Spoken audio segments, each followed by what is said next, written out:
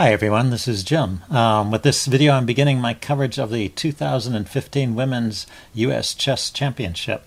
So we're already on round 7. A lot of action has taken place already, but well, there's still quite a few games to be played. I hope to bring you coverage of those. From round 7 I selected this game between Nazi Paikidze with the white pieces and Alisa Melekhina with the black pieces. So a little bit about the players. Alisa Melekhina is a veteran U.S. player. Well, this is her 6th championship that she's played in. She's a recent law school graduate, and her law firm actually, she's currently working for a law firm in New York that gave her a leave of absence to go and play in the Women's World Chess Championship and now in the U.S. Women's Chess Championship. But after that, she has to go back to work. So at the moment, she's pursuing this dual career strategy as a lawyer and also as a chess player. Potentially, her goal is to become a grandmaster. So that's Alisa Melekhina. And with the white pieces, we have Nazi Paikidze, who's a recent immigrant to the U.S. She's going to school at the University of Maryland in Baltimore County, playing for their chess team. And she was originally from Georgia. She moved to Russia at a young age, and now she's moved to the U.S. But this is her first time playing in the U.S. Championship. She kicks off with knight to f3. And we get a few moves here that are a bit non-committal. g6, setting up for a fianchetto, and both sides decide to go with this kind of setup. Now c5, and after the bishops are fianchettoed, white puts out the move c4. And so at this point we've just transposed into a symmetrical English. We could have started with the moves c4, c5, and gotten to this position. So the play continues pretty normally. Knight c6, knight c3, and now d6. d6 is a bit unusual. It indicates that Alisa is going to set up the Botvinnik triangle here, and we'll see this in the game.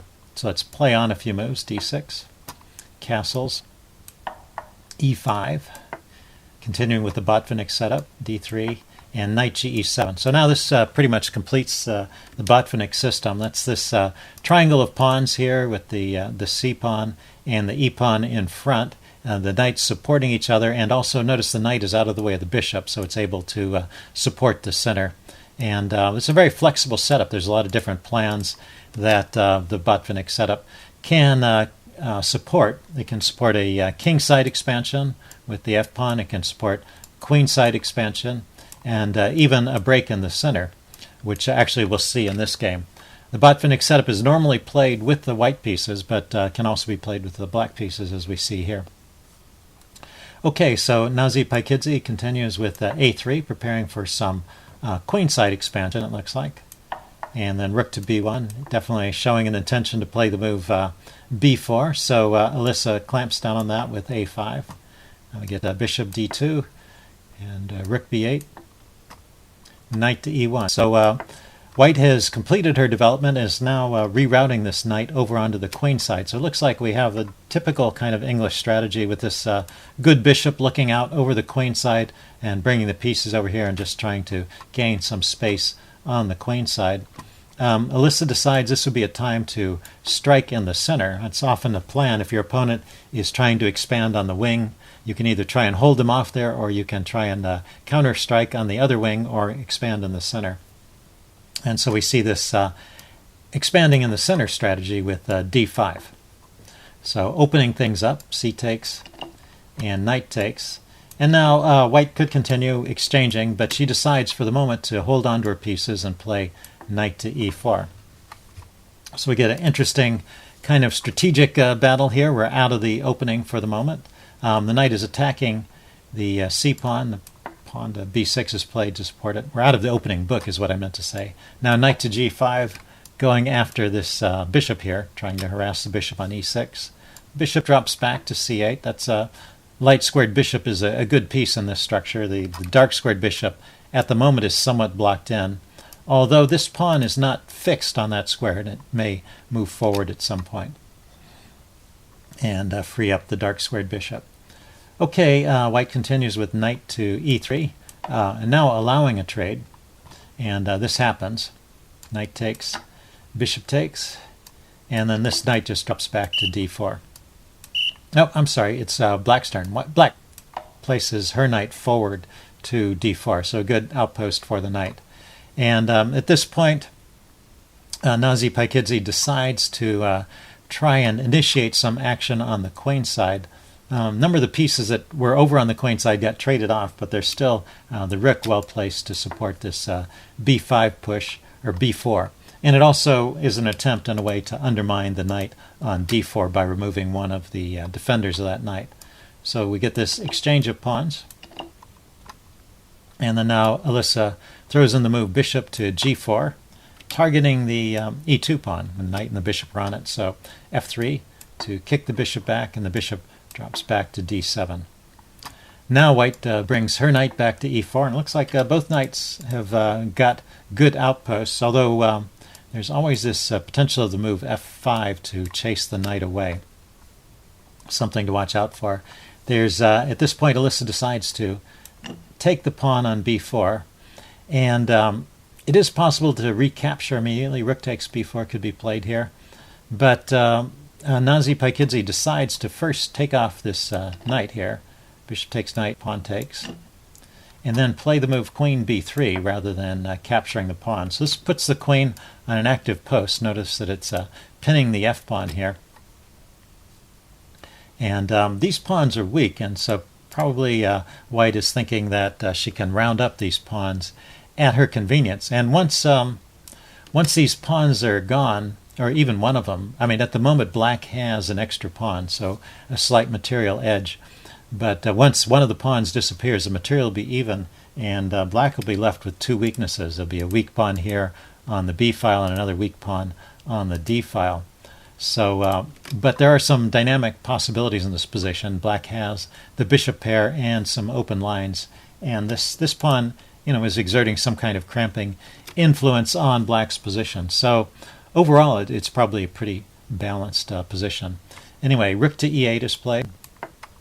And this is a funny move that kind of indirectly defends the b-pawn, because if the queen were to take the b-pawn, then the f-pawn is unpinned now, and the f-pawn can come forward to f4, kicking the knight away. The knight drops back to d2, and then the rook can scoop up this e-pawn over here, and this is good for black. Black is holding on to an extra pawn, and otherwise the pawn structure is symmetrical. So the b-pawn is off limits for the moment, and Nazi Paikidze just continues with f4, reasonable move, and now bishop to f8 drops back, holding on to the b-pawn for the moment. So black's got her extra pawn and is keeping it for a bit, but it looks like white has a lot of activity with knight to g5 here. Just having the extra pawn is maybe not sufficient compensation for all the holes in the structure. At this point, Alisa decides to go for an active continuation with bishop to e6. Very interesting and tactical way to play. It might be a little bit safer to play a move like queen to f6, just getting the queen off the back rank and holding on to some of the pawns over here, and perhaps preparing to push this knight away and maybe engaging in some kingside activity. So a good flexible move, but less committal than bishop e6, because bishop e6 introduces a series of exchanges and tactical events. So let's take a look at it. It makes the game interesting. Knight takes e6, just a bit of a riskier way to play. F takes e6, and now the key move f5. And this is a pretty interesting move. It's threatening to pry open this diagonal towards the king. The e-pawn is pinned, of course, and so taking the pawn is probably the only response, and now Nazi can take back with the rook. And so her pieces are suddenly looking very threatening around black's king, which is suddenly missing one of its pawns. So one of the pawn cover pawns has disappeared. So rook to c8, looking for maybe a counterattack on the queen, going to c3. Bishop to d5 is played. Yet another funny move, taking advantage of kind of a pin. So first of all, the rook still can't be taken because the pawn is pinned. But what happens if the bishop is taken? And this wasn't played in the game because there's a problem here. If you want to test your tactical ability, you might want to see if you can figure out what white plays here to win the game. Okay, the answer is rook takes d5. There's this terrible threat of actually a double check and mate. And at the same time, it's just attacking the queen. So if the queen gets out of the way, just rook here check. It's a double check. There's only one move for the king, and then the queen comes in here with mate. So that's pretty awful. Any move to stay in the game, say king h8, is just giving up the queen. And so white is just up material in this line. And so that's winning for white. So you cannot take either the rook or the bishop in this position. So a very funny situation. Alisa recognizes all that, plays the move queen to d6, just holding on to the pawn for the moment, getting the queen off the back rank. And now rook to g5 is played, chasing the king to the corner, and bishop drops back to e4, getting out of harm's way and setting up this attack on the light squares, which is pretty dangerous. And this is the thing. We're in a position now where the bishops are of opposite color, and in an endgame when the other pieces are gone, that might be drawish, but in the middle game when there's lots of force on the board, it's actually a very sharp position. The opposite colored bishops give you attacking chances on the light squares, for example, if you have a light squared bishop, where your opponent can't oppose or can't easily oppose you because their bishop is the wrong color. Similarly, black has ideas of attacking on the dark squares with her dark squared bishop. So a very double-edged position. Rook to c5 is played, trying to counteract the influence of this knight over here on g5, but this rook just drops back to g4. Now b5, bringing a pawn forward, and rook to f1, bringing a rook over to add to the attack. So all of white's pieces are now into the attack. Rook to c3 is played, hitting the queen, and a very nice response here, rook to f7, threatening checkmate on h7. So typical example of how you can meet a threat to your queen with a bigger threat, the threat of checkmate.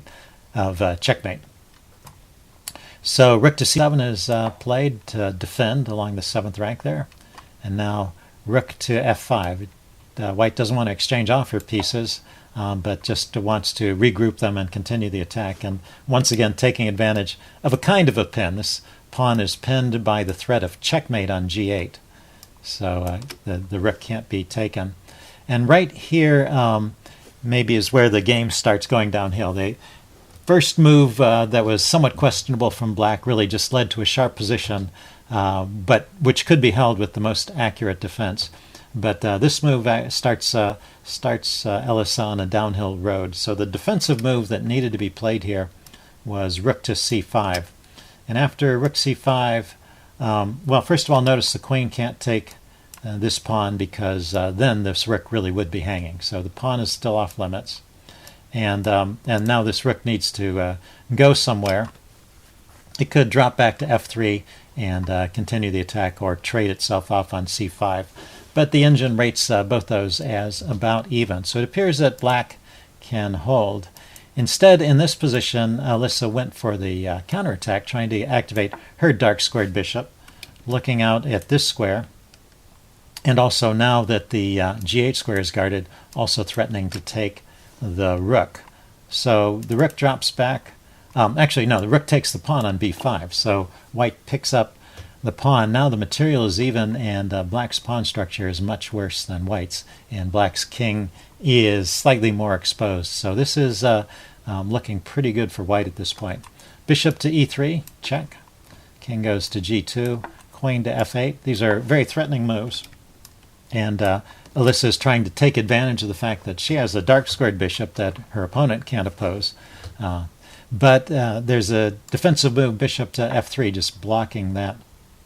And it appears that the attack is not going too far after that. It appears that white has sufficient defensive resources. Rook to c1 was tried, threatening to come over here to g1 and continue the attack. But at this point, white just ignores that, plays queen takes b4. offering to trade queens. A queen trade here, now that white is a pawn up, a queen trade would be favorable to white. It would be an endgame that white has every prospect of winning, even with the opposite colored bishops, because the rooks are still on. So Alisa avoids a queen trade. First she throws in rook g1 check, forces the king to h7, and then queen to f7, getting on the light squares. It is possible here to play this move, queen to h6 directly with a check, but it just doesn't lead to much. There's no more checks along the dark squared diagonal because the king is on a light square. So perhaps going to a light square here was an attempt to get better prospects for the attack on the king. But, Nazi Paikidze just brings her queen into d6. And now Alisa plays queen to f6, just trying to defend everything. Rook to b8. This is a nice move. The rook can't be taken because after queen takes with check, there's no stopping the mate. So Alisa finds a way to defend the rook. This rook is hanging, so she throws in this check now on h6. And then after rook to h4, then she goes to the g6 square, defending the rook. But now white can just trade the rooks and play the move queen to e5 check. Now the king really only has one square to go to, and now there's rook to g4 check. And at this point, Alisa had to resign. The attack is just breaking through. Notice that any king move results in an immediate checkmate. If the king goes here, for example, queen to g7 is checkmate. Notice that the black pieces are blocking the escape squares. So similarly, king to f8 also leads to checkmate. So the only moves to not lead to immediate mate involve giving up material, bishop here or queen here, to slow down the attack for a few moves, but it's obviously losing at that point. So after rook to g4 check, Alisa resigned, and Nazi Paikidze wins this game. And with this win, that increases her score to 4.5 points, putting her in third place. In first place in the tournament, after 7 rounds, we have Katerina Nemcova, who's really having a terrific tournament, doing much better than expected. She's got 6 points out of 7.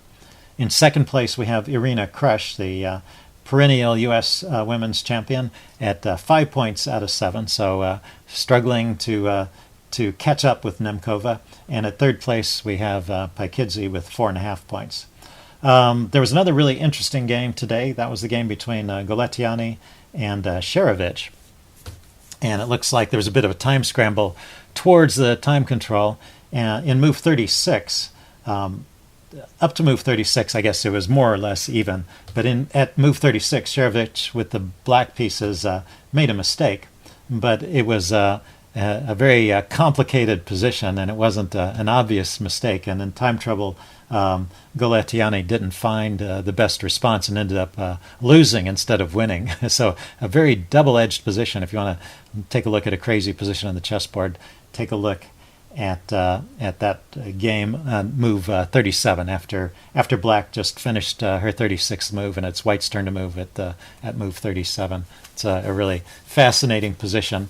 Okay, so that wraps up my coverage of round 7. Stay tuned. I'll be back with more. See you then. Bye.